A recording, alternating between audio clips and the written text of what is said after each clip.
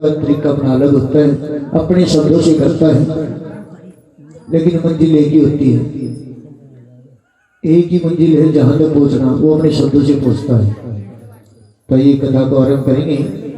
सबसे पहले कि नारियल क्यों चढ़ाया जाता है? नारियल क्यों चढ़ाया जाता है? कोई बता सकता है? कथा सबने सुनी है? नहीं पता। एक माँ का सेवक कौन? दयानु भगत जो धनी परिवार से, और एक सेवक नंदलाल जो गरीब परिवार से। लेकिन माँ के दोनों सेवक थे। नंदलाल भक्तों की टोली लेकर के माँ के दर्शन करने जाया करता था। एक दिन मिट्टी खोदते खोदते उसको माँ की तस्वीर नजर आई। तस्वीर को निकाल लिया, साफ सफाई करके जो जगह देता है, और भक्तों से कहा कि भाई आज की बात अगर माँ का दर्शन करना तो मेरे शहर में माँ दर्शन देगी। छठ का दिन आ जाता है, समय बीतता चला जाता है, लेकिन माँ दर्शन देने के लिए नहीं आई। नंदलाल ने कहा कि माँ तेरी आश्रय पर मैंने कोई वचन दिया है, उसको पुगाओ मेरी माँ, मेरी भी लाज रखो। लेकिन माँ नहीं आई, परीक्षा लेने लग जाती है। नंदलाल मयान से तलवार निकाल लेता है, माँ के चरणों में अपने शीश को रखता है, घर से अलग कर देता है। माँ का सिंहासन डोल उठता है, सिंह पे सवार होकर के दर्शन देने के लिए आती है। शीश को जोड़ देती है और कहती है नंदलाल मैं तेरी भक्ति से बड़ी प्रसन्न हुई, माँ का जो मांगना चाहता है तेरे को दे करके जाऊंगी। नंदलाल ने कहा कि माँ तेरा दिया सब कुछ है, तेरा आशीर्वाद है, तेरा प्यार है। अगर देना जानती है तो आगे घोर कलयुग आने वाला है, और इस कलयुग के अंदर कोई भी भगत तेरे चरणों में अपनी शीश की भेंट नहीं चढ़ाएगा। अगर देना जानती है तो ऐसी भेंट दे जो गरीब से गरीब और अमीर से अमीर तेरे चरणों में चढ़ा सके। तो माँ ने कहा कि नंदलाल सामने तेरी बाग है, जो पहला फल तेरे को नजर आए उसी को लेकर के कलयुग के अंदर वही भेंट होगी। बाग के अंदर जाता है, नारियल नजर आता है, लेकर के आता है, कहता है मैया कैसी भेंट है? कि माँ बताने लग जाती है कि ये शीश की भेंट जो सच्ची श्रद्धा भाव विश्वास के साथ में कलयुग के अंदर मेरे चरणों में समर्पण करेगा उसकी शीश की भेंट स्वीकार होगी। कहने लगा माँ शीश में और इसमें तो बड़ा अंतर है। कि कोई अंतर नहीं है। तो माँ परिचय देने लग जाती है, नारियल का बताने लग जाती है ये क्या है? ये ऊपर सिर के केस, और इसके अंदर एक कठोर पदार्थ निकलता है जो खोपड़ी का रूप दिया गया है। फिर उसके अंदर एक सफेद रंग का गुद्दा निकलता है जिसको मांस का रूप दिया गया है, और जो इसके अंदर जल होता है उसको रक्त बताया गया। और इसके अंदर आपने निशान देखे होंगे, नाक के और पांव के दोनों निशान हैं। मां ने कहा कि सच्ची श्रद्धा भाव विश्वास के साथ में जो भी नारियल की भेंट को मेरे चरणों में समर्पण करेगा कलयुग में उसकी शीश की भेंट स्वीकार होगी। प्रेम से कहते जय माता दी, जय माता दी। आइए कथा को आरंभ करेंगे। राजा दक्ष जिसके अंदर के भंडार भरपूर भरे, हर चीज की मौज, शरीर से बूढ़ा हो जाता है, सिर में सफेदी आ जाती है। एक चिंता दिन और रात उसको सताती रहती है कि उसके घर में कोई संतान नहीं थी।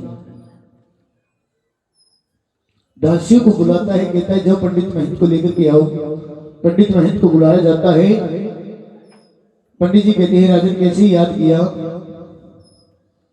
कि पंडित जी मेरे मस्तक की रेखा देख करके बताइए मेरे जीवन में संतान का सुख है या नहीं। तो पंडित जी ने कहा कि राजन एक तो माँ के सेवक, दूसरे हर चीज की आपके पास में मौज है, तो एक माँ के नाम का यज्ञ रचाओ। अगर माँ की मेहर कृपा हुई तो संतान जरूर होगी। सारा दिन यज्ञ चलता है, राजा थक जाता है, थक हार के महल में चला जाता है। रात का समय हो जाता है, गौड़ निद्रा में चला जाता है। सिंह पे सवार होकर के माँ दर्शन देने के लिए आ जाती है। आशीर्वाद देती है राजा मैं तेरी भक्ति से बड़ी प्रसन्न हूँ, मैं तेरे को वरदान देती हूँ, तेरे घर में 2 कन्याएं जन्म लेंगी और जब तक सूरज चांद रहेगा तेरी कन्याओं का नाम अमर रहेगा। इतनी बात राजा ने स्वप्न में सुनी तो नींद टूट जाती है। जैसे ही राजा की नींद टूटती है मां भी अंतर ध्यान हो जाती है। रानी के पास में जाता है। रानी मां ने स्वप्न में दर्शन दिए, कहा कि राजा तेरे घर में 2 कन्याएं जन्म लेंगी और जब तक सूरज चांद रहेगा तेरी कन्याओं का नाम अमर रहेगा। रानी कहती है मां का दर्शन किया तो मेरी मां दिखने में कैसी थी कि सिंह पे सवार होकर मां मंद मंद मुस्कुरा रही। अष्टभुजाएं मां की थी, 7 भुजाओं में अस्त्र शस्त्र बताए जाते हैं। अष्टमी भुजा से मां ने आशीर्वाद दिया। इतनी बात सुन के रानी बड़ी खुश हो जाती है। समय बीतता चला जाता है। 1 साल बीत जाता है। राजा के घर में खुशियां आ जाती है। एक कन्या ने जन्म लिया तो दासियां दौड़ी दौड़ी चली आती हैं। राजा बधाई हो बधाई हो। बधाई शब्द सुनकर राजा बड़ा खुश हो जाता है। गले से गजमोती हार निकाल देता है, उन दासियों को भेंट कर देता है और कहता है जाओ पंडित महंत को लेकर के आओ। पंडित महंत को बुलाया।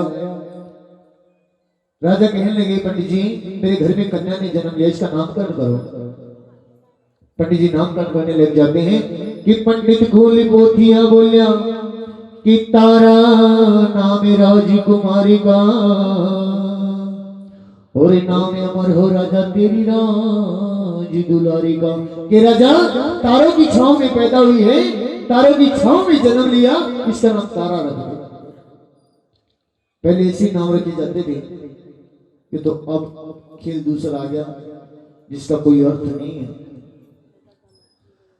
कहा कि राजा तारों की छांव में पैदा हुई, तारा नाम रख दो।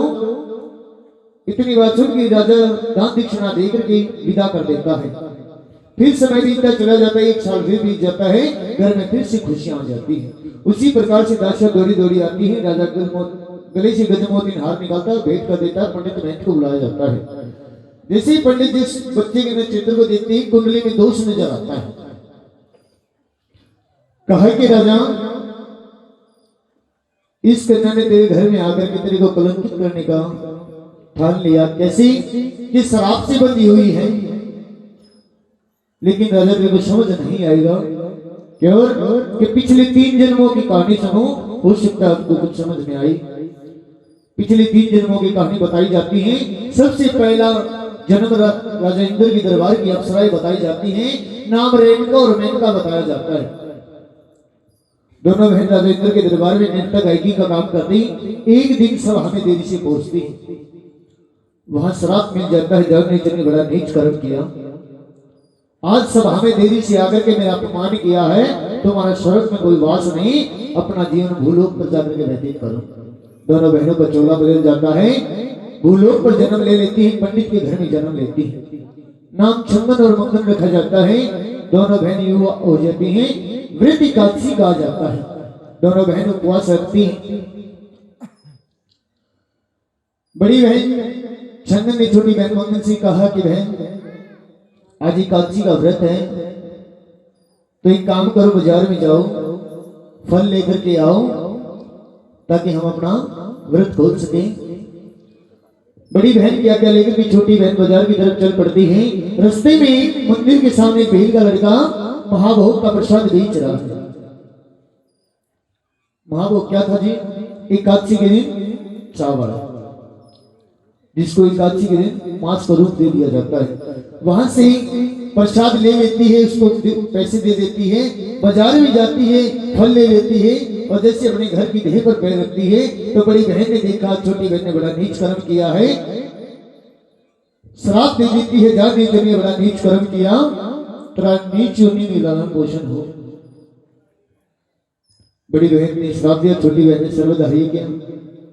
कहा कि बहन श्राप तो दिया लेकिन क्यों दिया? कहा कि सबसे पहले तेरे पंडित के घर में जन्म, दूसरा एकादशी का व्रत और तीसरा तेरा महाभोग का सेवन। मुक्ति का उपाय पूछने लग जाते हैं। बहन श्राप तो टलेगा नहीं, लेकिन कोई मुक्ति का उपाय बताओ कि अपनी जान देकर के किसी की जान बचाएगी, उसी में तेरी मुक्ति होगी। दोनों बहनों का चोला बदल जाता है। द्वापर युग आ जाता है। द्वापर युग पांडवों ने यज्ञ की तैयारियां की, यज्ञ करवाया। यज्ञ में 33 कोटि देवता को बुलाया और अपने दूध के हाथ निमंत्रण गुरु ध्रुवाचार्य जी को दे दिया जाता है। दूत के हाथ निमंत्रण पा करके गुरु ध्रुवाचार्य जी बड़े क्रोधित हुए। कहा कि भाई कौन आएगा कि 33 कोटि देवताओं को निमंत्रण दिया। गुरु ध्रुवाचार्य जी कहने लगे कि भाई जिस यज्ञ में ये 33 कोटि देवता आएंगे उस यज्ञ में गुरु ध्रुवाचार्य जी नहीं आएंगे। दूतों ने आकर पांडवों से कहा कि महाराज,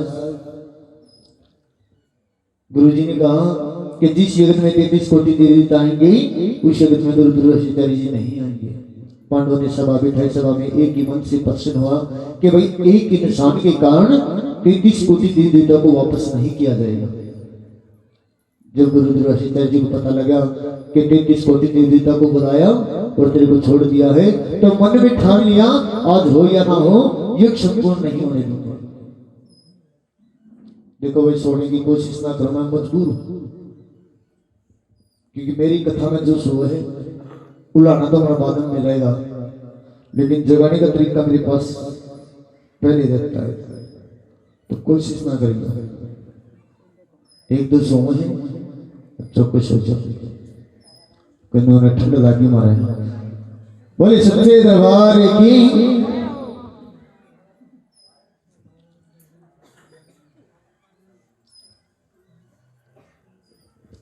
उधर से जब यज्ञ की तैयारियां शुरू हुई तो खीर का प्रसाद बढ़ने के लिए रख दिया जाता है। उधर से गुरु ध्रुवाचार्य जी गीत का रूप धारण कर लेते हैं, जंगल बियाबान में चले जाते हैं, एक शरब का पिंजरा अपने पंजों में उठा लेते हैं, पांडवों की यज्ञशाला में आ जाते हैं, इधर उधर नजर दौड़ाते हैं, कोई नजर नहीं आया तो उस शरब के पिंजरे को कढ़ाई में छोड़ देते हैं। शरब के पिंजरे को जैसे इसमें छोड़ देते हैं तो वो शराब से बंधी बहन एक दीवार पर छिपकली का रूप लेकर के सारा नजारा देख रही। मन में आया कि भाई इस प्रसाद में तो जहर है, जो इसको खाएगा वही मर जाएगा। अपने शरीर के जहर से सुमरण कर लिया कि आज हो या ना हो तेरी मुक्ति इसी में है। जैसे प्रसाद लेने के लिए दरबारी आते हैं, उधर से वो छिपकली दीवार से छलांग लगा देती है, कढ़ाई के अंदर कूद जाते, प्राण भंगे उड़ जाते हैं। दरबारियों ने बताया कि महाराज एक छिपकली ने कूद करके कढ़ाई में अपनी जान दी है, वहां भी शराब मिल जाता है कि जान नीचे ने बड़ा नीच कर्म किया, किसी नीच स्कूल में तेरा पोषण हो। दरबारियों से कहा कि भाई काम करो, इस कढ़ाई को जंगल बियाबान में लेकर के जाओ और एक खड़ा खोद देना और कढ़ाई को पलट देना, ऊपर मिट्टी ढक देना ताकि कोई जीव जंतु इसको खा ना पाए। जैसे ही कढ़ाई को पलटा जाता है, तस्वीर का दूसरा रूप सामने आता है कि छिपकली को गिरते हुए सबने देखा, लेकिन इस शरब के पिंजरे को किसी ने नहीं देखा। पांडवों के मन में विचार आया, हो सकता है इस छिपकली ने हमारी जान बचाई हो। तो माँ का ध्यान लगा दिया जाता है कि हे माँ, अगर एक पल के 100वें हिस्से में तेरे नाम की सच्ची भक्ति की है तो इस कन्या को किसी राजा के घर में जन्म देना। शराब से बंधी है, शराब तो टलेगा नहीं, लालन पोषण तो भील के घर में लिखा, लेकिन जन्म किसी राजा के घर में देना। तो राजा कहने लग जाते हैं, पंडित जी कोई उपाय बताओ कि इस कन्या को मरवा दो। राजा कहता है कि कन्या मरवाना तो बड़ा कलंक होगा, कोई दूसरा उपाय बताओ। दूसरा उपाय बताया जाता है कि राजा एक काठ का संदूक बनवाओ, मखमल की सेज बिछवाओ, कन्या को उसके अंदर लेटाओ, संदूक को बंद करके धीरे जीवरात से जड़ित करो, सर पर उठाओ, नदी के किनारे जाओ और जैसे गर्दन तक पानी आता तो डुबकी लगा देना, कन्या सर से चली जाएगी और जो इस कन्या को निकालेगा वही इसका लालन पोषण करेगा।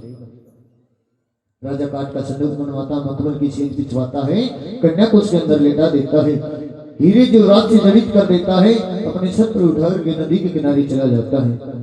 नदी के अंदर जैसे ही प्रवेश करता है, गर्दन तक पानी आ जाता है, डुबकी लगा देता है, कन्या सर से चली जाती है और प्रेम से कहती जय माता दी, जय माता दी। प्रातः काल का समय हो जाता है, एक ऋषि उसी नदी के किनारे स्नान करने के लिए आता है। चमकदार संदूक देखकर के मन में लालच जाग जाता है, मन में विचार होया कि भाई एक काम करे, संदूक को निकाल ले, धनमाल से भरी है। जैसे संदूक की तरफ 4 कदम बढ़ाता है, 8 कदम पीछे हट जाती है, 8 कदम बढ़ाता है, 16 कदम पीछे हट जाती है, क्योंकि शराब से बंधी हुई है। जैसे ही गर्दन तक पानी आया तो बाहर निकल के आता है, इधर उधर नजर दौड़ाता है। नजर एक भील का लड़का आता है जो उसी नदी पर मच्छियां पकड़ रहा है। आवाज लगाई, भील का लड़का दौड़ा दौड़ा चला आया। महाराज फरमाइए क्या बात। कभी एक बहता हुआ संदूक आ रहा है, इसको निकाल ले, अगर इसको तुम निकाल ले तो और अदा कर ले। भील के लड़के ने कहा कि महाराज जान जो तुम्हें मेरी होगी और माल आपका होगा, अगर संदूक को निकालो तो शर्त भी मेरी होगी कि संदूक के अंदर जो होगा वो मेरा है, संदूक और संदूक के बाहर जो है वो आपका है। शर्त मंजूर हो जाती है। भील का लड़का छलांग लगा देता है, सर पर संदूक को लेकर के नदी से बाहर आ जाता है। सोहजती है मेरी कथा में सोनिया पन्ने में बत्तीरा कथा में कम ध्यान दिया करूं।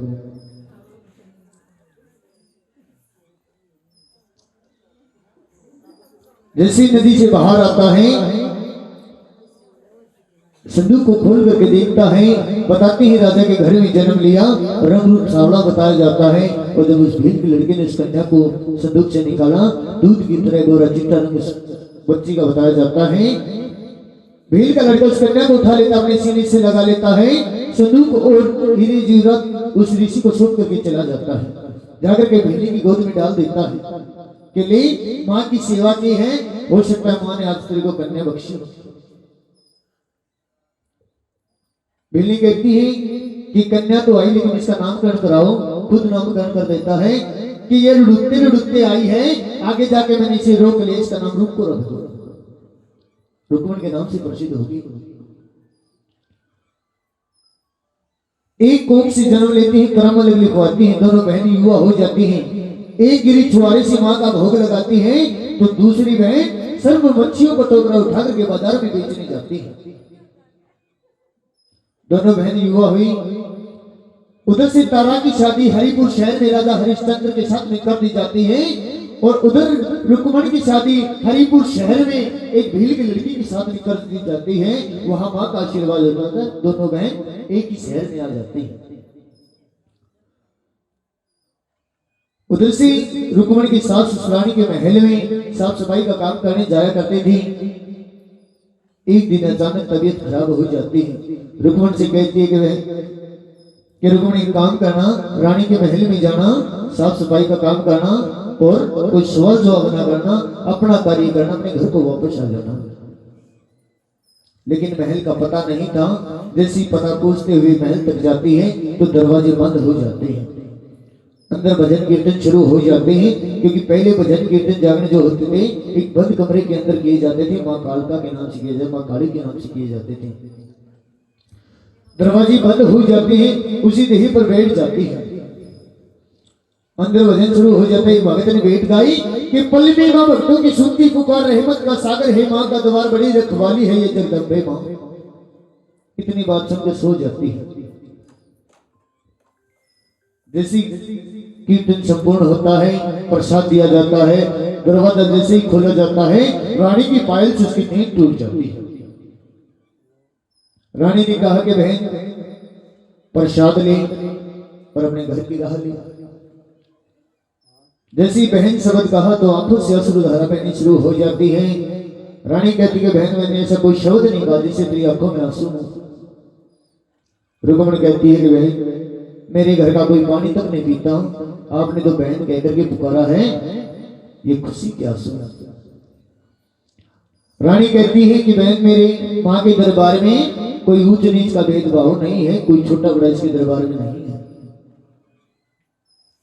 इस माँ के लिए सब एक समान है। रुक्मणी कहती है कि बहन कौन सी माँ है?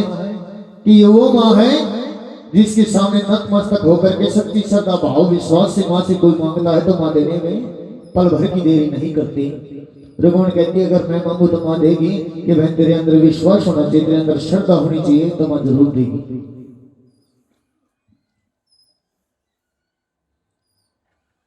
रानी रुक्मणी को लेकर के दरबार के अंदर चली जाती है। रुक्मणी कहती है मां, अगर मेरे को एक लाल बख्शो तो तेरे नाम का यज्ञ जागरण रचाऊंगी। इतनी बात रुक्मणी ने कहा तो उधर से रानी ने रुक्मणी के पल्लू की गांठ लगा दी जाती है, अर्जी स्वीकार हो जाती है। वह प्रेम से कहते जय माता दी, जय माता दी। अर्जी स्वीकार कर ली जाती है। समय बीतता चला जाता है। 9 महीने के बाद रुक्मणी के घर में एक पुत्र ने जन्म लिया। बड़ा सुंदर पुत्र जन्म लेता है। उसके मुंह के अंदर फंस जाती है। पुत्र 2 साल का होया, लेकिन मां का जागरण करने के लिए भूल गई। 3 साल का, 4 साल का हो जाता है। जब पुत्र 5 साल का हुआ तो मां ने कहा कि लांगुरवीर, रुक्मणी के घर में जा और मेरे नाम की उस बच्चे पर छाया करके जा। वो क्या करना, भाई खेलनी मिलनी तो सबने देखी, या हाड़ फोड़ को नहीं देखी। ये वाई है कि जो देना जाना है वो लेना भी जाना है, कि जो देना जाना है वो लेना भी जाना है। अरे बंदे क्या की कर छप्पी जाना है। बच्चे पर छाया कर दी जाती है। बच्चे की सांस रुकनी शुरू हो जाती है। लेकर के वैद्य हकीम के पास में चली जाती है। कोई इलाज ना होया तो लेकर के रानी के पास में चली जाती है। रानी मेरे बच्चे को देख। रानी देखती है, देखते पहचान जाती है मेरी माँ के नाम का प्रकोप है। कहा कि बहन तेरी बच्ची को तो कुछ होगा नहीं, लेकिन माँ के नाम का यज्ञ जागरण कराना जो तू भूल चुकी है। कि बहन पुत्र के मुंह में ऐसी फंसी कि मैं माँ को भूल चुकी।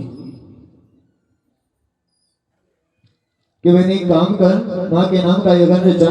कहा कि बहन माँ के नाम का यज्ञ तो रचाओ, लेकिन उसकी कोई विधि पता नहीं। रानी कहती है कि बहन सबसे पहली विधि तो एक ही है कि अपने पति और सास की आज्ञा ले। अगर तेरे पति सास तेरे को आज्ञा देते हैं तो माँ के नाम का यज्ञ रचाना।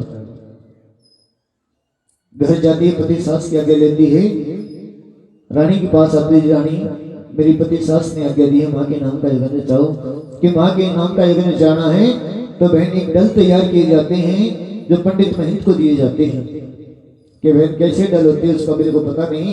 कि 1.25 मुट्ठी चावल लेना, हल्दी में उसको रख लेना, कुछ हल्दी की गांठ उसमें रखना, एक नारियल उसके अंदर रखना, कुछ दान दक्षिणा रखना, थोड़ी सी दूध रख देना, और जिस लाल कपड़े में बांध कर जिस पंडित को देगी, जो तेरे डल स्वीकार करेगा तेरे घर में जागरण करने के लिए आएगा।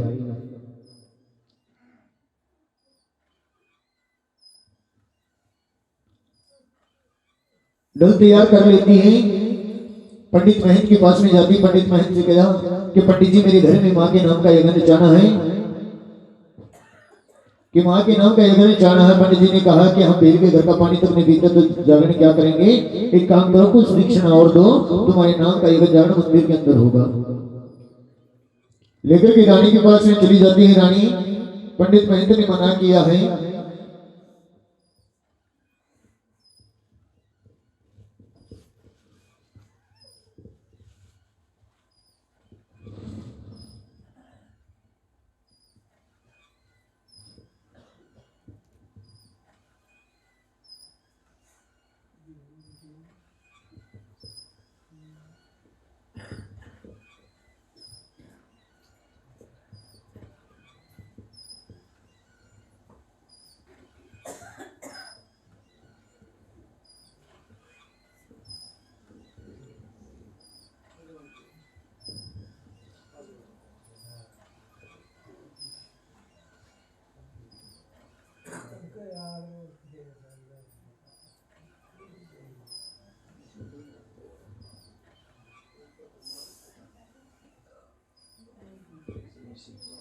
बड़ी सच्चे दरबार की जयकारा, शेरा वाली दा बोल सच्चे दरबार की।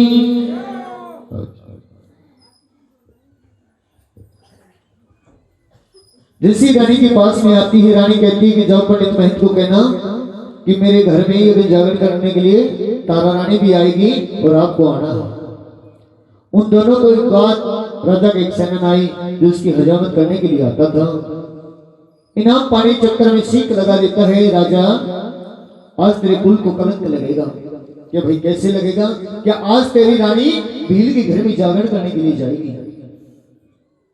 राजा कहता है कि बात सच्ची है, तो इनाम दिया जाएगा। कहा कि राजा मौत का डर किसको है? तो राजा कहता है कोई उपाय बताओ। राजा के सेनानी कहता है कि काम करो, अपना हाथ आगे करो। जैसे हाथ को आगे किया जाता है एक उंगली को अलग कर देता है। कहा कि इसके अंदर नमक भरो और पट्टी करना, जब तक नमक रहेगा तेरे हाथ में चीज रहेगी, चीज रहेगी तेरे को नींद नहीं आएगी, और नींद नहीं आएगी तो रानी भी नहीं जा पाएगी। नमक भर लेता, पट्टी कर लेता, महल में चला जाता है। रानी आज मेरे को नींद नहीं आई, अपनी पट का तकिया बना करके मेरे सिर के नीचे रखो, हो सकता है मेरे को नींद आ जाए। समय बीतता चला जाता है, जागरण का समय हो जाता है, लेकिन राजा को नींद नहीं आई। माँ का ध्यान लगाए, हे मेरी माँ तेरी आसनी पर बैठी है और वचन दिया है कि तेरी जागरण में मैं जरूर आऊंगी, लेकिन कोई ऐसा उपाय करो जिससे मैं तेरे जागरण में पहुंच सकूं। तो ठंडी हवा का झोंका चल जाता है, राजा के ऊपर से गुजर जाता है। जैसे राजा के ऊपर से गुजरता है तो राजा घोड़े निद्रा में चला जाता है। रानी पीछे के दरवाजे से रुक्मणी के महल में घर में पहुंच जाती है। उधर जैसे वहां जागरण शुरू होता है, राजा की नींद टूट जाती है। राजा भी उसी दरवाजे से देखता है, उसकी पैर देख करके चल पड़ता है, रुक्मणी के घर तक पहुंच जाता है। जब तक राजा गया तो दरवाजा बंद हो चुका था। दरवाजे से बीच से टिकटी लगा करके देखता है कि रानी तो है, कि रानी जागरण में है। सबर का बांध टूट जाता है, गुस्से से लाल हो जाता है। अंदर आरती शुरू हो जाती है, प्रसाद दिया जाता है। जैसी प्रसाद दिया जाता है, रानी कहती पंडित जी इस प्रसाद को खाइए। पंडित जी कहते हैं रानी पहले आप खाओ, उसके बाद हम खाएंगे। पहले जब प्रसाद तैयार किया जाता था, घोड़े की बलि दी जाती थी, उसी का प्रसाद बनता था और उसी को जीवित किया जाता था। प्रसाद बनने के बाद सबको प्रसाद दिया, लेकिन घोड़ा फिर भी जीवित किया जाता था। पंडित महंत के मंत्र उच्चारण सहित उसको जीवित किया जाता था। अगर घोड़ा जीवित हुआ तो यह जागरण भी संपूर्ण हो जाता था। जैसे प्रसाद दिया जाता है, रानी कहती है कि पंडित जी तो मैंने अपने पति की झोली भरवाई है, अपने नाम की तो भरवाऊंगी। अपने नाम की झोली भरवा लेती, प्रसाद ले लेती है, एक टुकड़ा उठाती अपने मुख में डाल लेती है। राजा दरवाजे से देख रहा कि आज रानी ने बड़ा नृत्य किया है। जैसे ही रानी बाहर आती है, मयान से तलवार निकाल लेता है। रानी तेरी झोली में क्या है? कि मेरी झोली माँ के नाम का प्रसाद है, कि प्रसाद देखना चाहता हूँ। रानी कहती है कि काम करो, महल में चलो, यहाँ मेरी भी कोई मान मर्यादा है। महल में चलो, जैसा कहोगे वैसा करूंगी। महल में चली जाती है। रानी अपनी साड़ी के पल्लू को जोर से पकड़ लेती है। राजा महल में जाने वाले से झटका देता है, सारा प्रसाद नीचे बिगड़ जाता है। वहां भी मां की मेहर कृपा हो जाती है कि हड्डियां गिरी छुआरे बनी, कि हड्डियां गिरी छुआरे बनी, मांस बड़ा भंगूर हुआ, लहू का पीस सरोली मेरी मां का भोगी तैयार हो जाएगा। प्रेम से कह दो जय माता दी, जय माता दी। थोड़ा तेज आवाज मेरी से बोल लो जय माता दी। ना गलती आपकी को ना कमाई के ले रहा है, खाते कमाते देख पूरा जी नहीं। जैसी प्रसाद में घटा पंचमेवा में बदल जाता है। राजा कहता है रानी बड़ी जादूगरनी है, मांस का प्रसाद लेते हुए मैंने देखा, लेकिन ये पंचमेवा कैसे कि मेरी माँ के नाम का जादू है। अगर तेरी माँ के नाम का जादू है तो तेरी माँ की शक्ति को मैं अपनाना चाहता हूँ, तेरी माँ का दीदार करना चाहता हूँ। कि मेरी माँ का दीदार करना इतना आसान नहीं है, बड़ी कठिनाइयों से गुजरना पड़ता है। कि उसके लिए क्या करना पड़ेगा कि जो सबसे प्रिय चीज है उसकी बलि दे। राजाओं का बख्शा हुआ एक नीला घोड़ा अश्वथल में बैठा। राजा बगैर कुछ सोचे समझे मयान से तलवार निकालता है, घोड़े की गर्दन को अलग कर देता है। कहता है रानी अपनी माँ को बुला। कि राजा बेजुबान जीव की हत्या करके मेरी माँ की शक्ति को अपनाना चाहता है। और एक पुत्र है, अगर उसकी बलि दे तो मैं माँ को बुलाऊं। पुत्र का आवाज लगाता पुत्र हताश। जैसे ही पुत्र दौड़ा दौड़ा चलाता है, चरणों में शीश झुकाता है, तो राजा पुत्र की गर्दन को अलग कर देता है। कहता है कि अपनी माँ को बुलाओ कि राजा ऐसे नहीं 3 वचन भर ले। 3 वचन भर लिए जाते हैं कि राजा जैसे कहूंगी करते जाओगी, सवाल जवाब नहीं होंगे, आंखों से आंसू नहीं आने चाहिए। 3 वचन भर लेता है। रानी कहती कि काम करूं, घोड़े के छोटे छोटे टुकड़े कर दो। घोड़े के छोटे छोटे टुकड़े कर दिए जाते हैं। फिर रानी कहती कि अपने पुत्र के भी छोटे छोटे टुकड़े कर दो। पुत्र के भी टुकड़े कर दिए जाते हैं। रानी कहती है कि दोनों शरीर को एक ही कढ़ाई के अंदर डाल दो। दोनों शरीर एक कढ़ाई के अंदर डाल दिए जाते हैं। रानी कहने लगी कि इसके नीचे आग जलाओ। कि रानी यही तो देखना चाहता हूं, शरीर के टुकड़े तो मैंने किए कढ़ाई में डाल दिए, लेकिन आग तो तेरी माँ जलाई। माँ को याद किया, एक ज्वाला का रूप धारण कर लेती है, धरती का सीना चीर करके उस कढ़ाई के नीचे आकर के विराजमान हो जाती है। दोनों शरीर कुछ समय के बाद पककर तैयार हो जाते हैं। रानी कहती है कि राजा एक काम करूं क्या कि 5 जगह इस प्रसाद को परोस दो। राजा कहता है रानी यहाँ तो 2 है, 5 किसके लिए कि वचन पालन बनो, वचनहारी मत बनो, जैसे कहूं करते जाओ। वो अलवी चलेगा, बढ़िया जी, बढ़िया ना। 5 मंगा लो जी, मिक्स करके ले आना जी, छोले और हलवा दोनों चीज।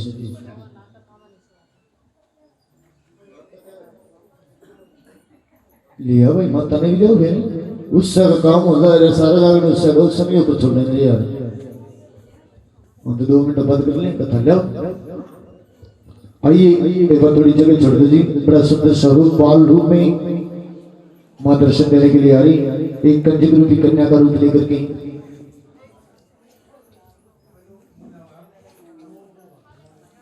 ये माँ का दीदार करेंगे, उसके बाद फिर 5 मिनट की कथा और है, फिर आरती करें वो सच्चे दरबार की।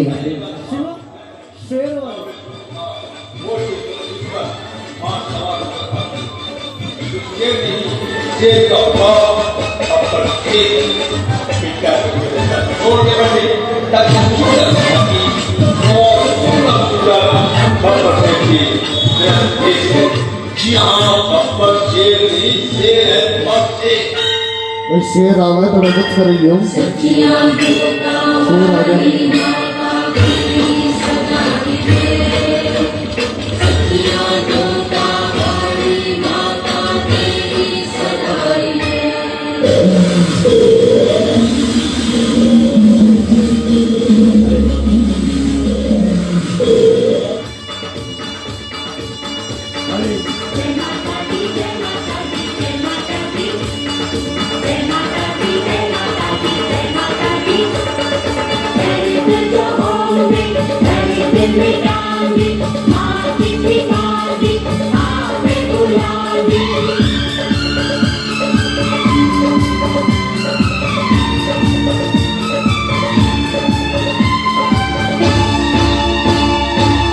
शेरा बोलिए तेरा शेर आ गया,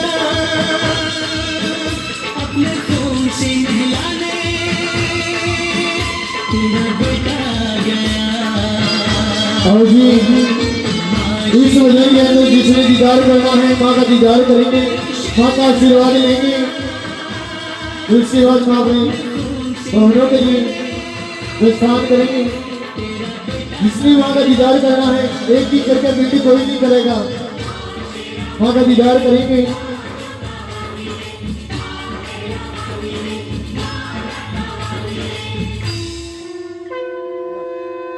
जोरदार तालियां बजाएं, सब जोरदार तालियां। इंसान क्यों जो भी जग में आया है, हर नाम भी माँ का जप ना सका तो फिर क्या खाक कमाया है। जंगल के राजा जल्दी आ जा, कहाँ है माँ मेरी ये तो बता जा। जंगल के राजा जल्दी आ जा, कहाँ है माँ मेरी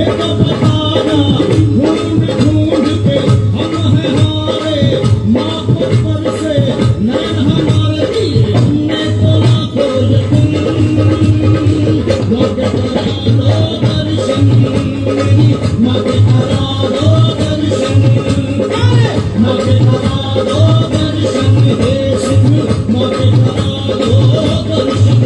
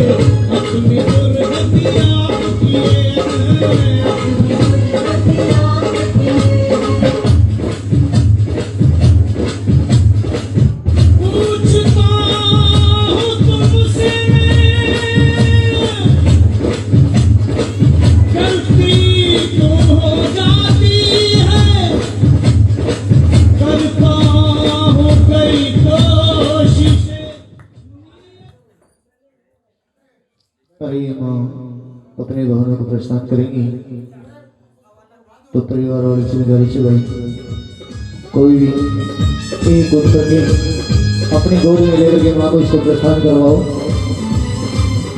कोई भी और जल्दी गोद में उठाओ, माँ को छोड़ कर जाओ मानो के लिए। आजा माँ, आजा माँ, जी। मेरे घर आजा माँ।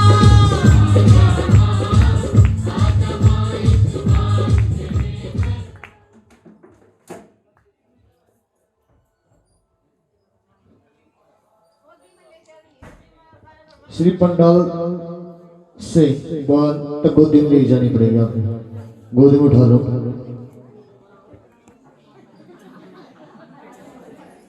बोलिए सच्ची दरबार की हिमाई मेरी सच्चियां जो तवाणी माता तेरी सदा ही गई।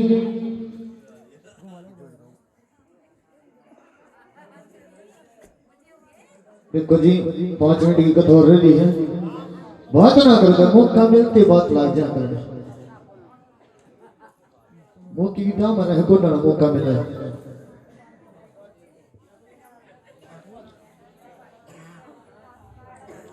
कथा कहाँ छोड़ी थी जी को बताऊंगा।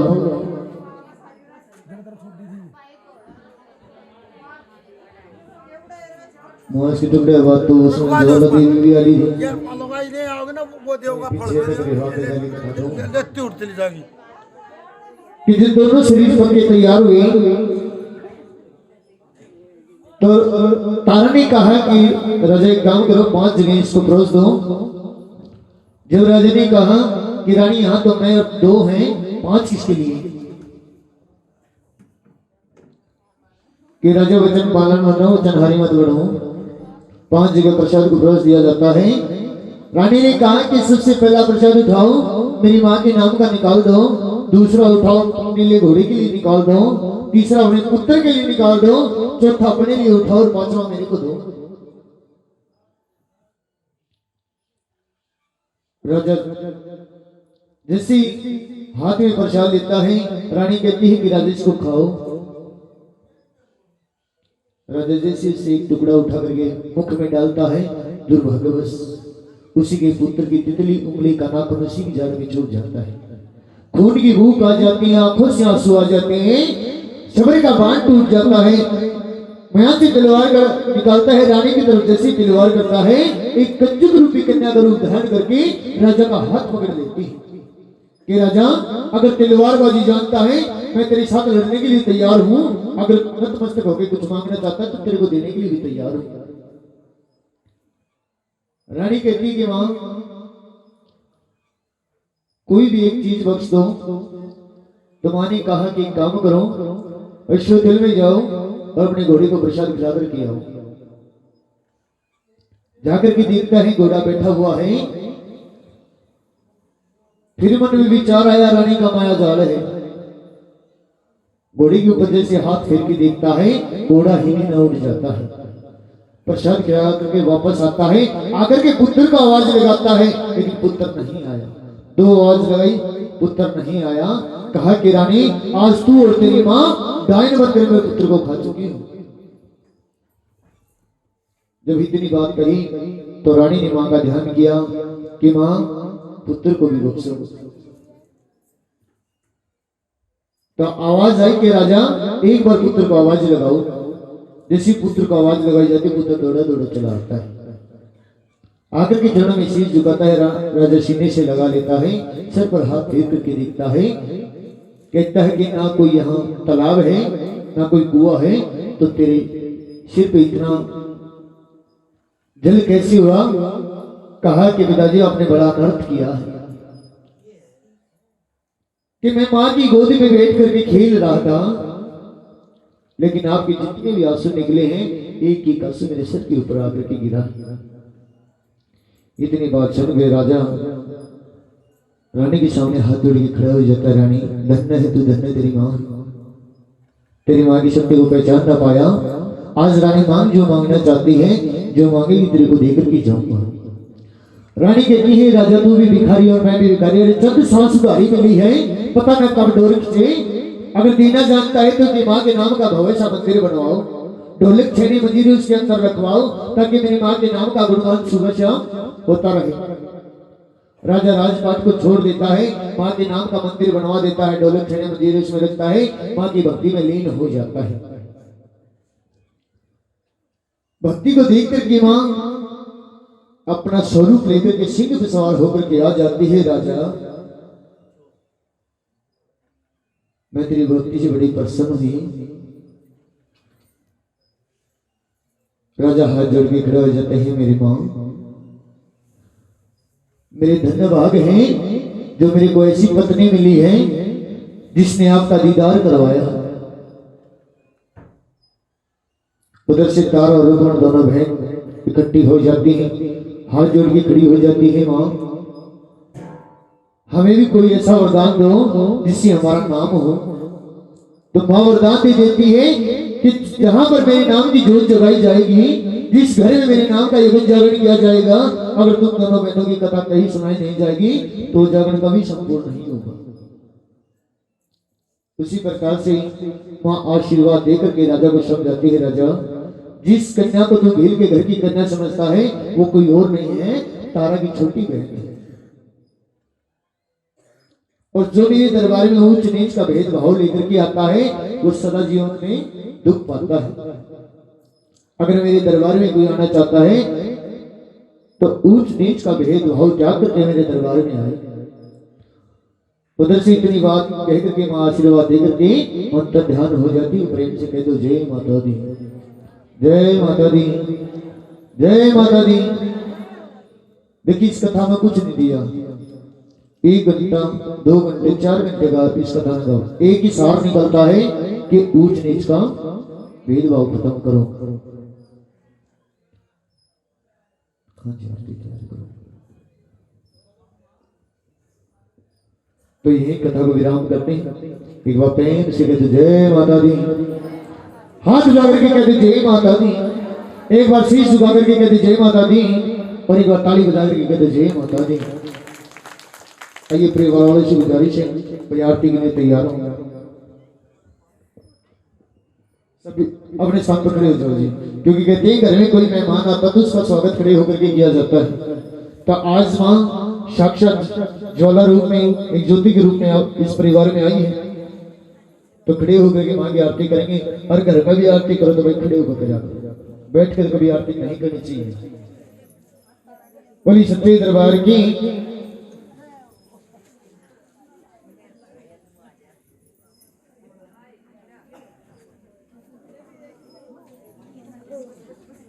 भाई एक चीज का ध्यान रखियो, आरती जो भी आरती करने के लिए आएगा आराम से थाली को घुमाना है, 3 बार घुमाना, चौथी बार पीछे पकड़ा लेना है। दूसरी बात, आरती की जिस जोत से आरती होगी उस जोत पर भी, और एक जिसके माँ विराजमान है उस जोत पर भी कोई हाथ ना फेरेगा। इस चीज का विशेष कर ध्यान दें, क्योंकि कहते हैं कि माँ बाप का हाथ बेटा बेटी के ऊपर होता है, लेकिन बेटा बेटी का हाथ कभी माँ बाप के ऊपर नहीं होना चाहिए। क्योंकि आरती के समय 33 कोटि देवता हमारे विराजमान होते हैं जोत पर। तो कोशिश करना कोई भी आरती थाली को कोई हाथ मत फेरियो। बोली सत्य दरबार की। आओ जी परिवार वाले, आओ जी आगे आओ, आरती करेंगे। अंकल कहाँ गए?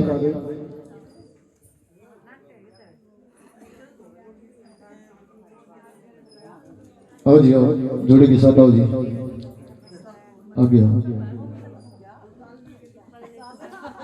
कपड़ा रख लो भाई, कपड़ा रख लो सब पर।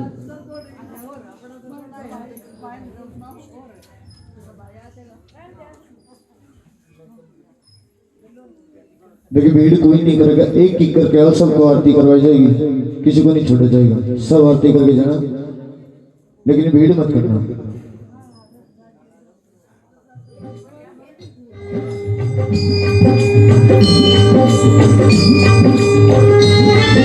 Thank you.